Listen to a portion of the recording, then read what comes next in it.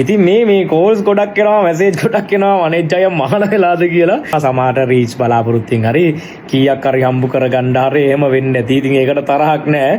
නමුත් අර කෙනෙකුගේ ආත්ම ගෞරවයට හානි නොවෙන්න දේවල් කරනකොට ඒ කියන්නේ කෙනෙකුට හානියක් නොවෙන්න අහිංසක විදියට ඔය YouTube වලින් views ගන්න පුළුවන්.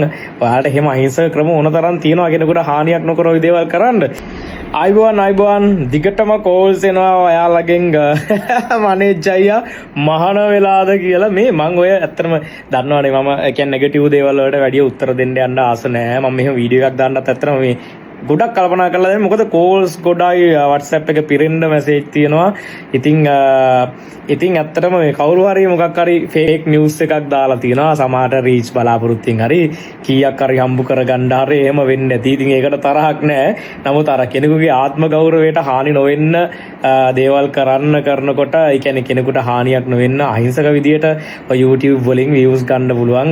ඔයාලට එහෙම අහිංසක ක්‍රම ඕන තරම් තියෙනවා කෙනෙකුට හානියක් නොකර ඔය දේවල් කරන්න.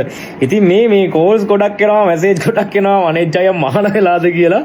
මේ මහාන වුණොත් සාසනෙත් ඉවර වෙනවා. මම මහාන වුණොත් ඒක නිසා මේ ඔය නෙගටිව් දේවල් වලට උත්තර දෙන්න යන ආස නැහැ. මොකද මේ අර මට පොදුවේ මෙහෙම උත්තරයක් දෙන්න සිද්ධ වුණා මේ වීඩියෝ එකෙන්. ඉතින් සමාවෙන්න ඕනේ.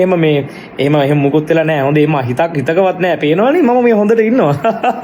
ජය ඔයාලා හැමෝටම ආදරේ. thank you.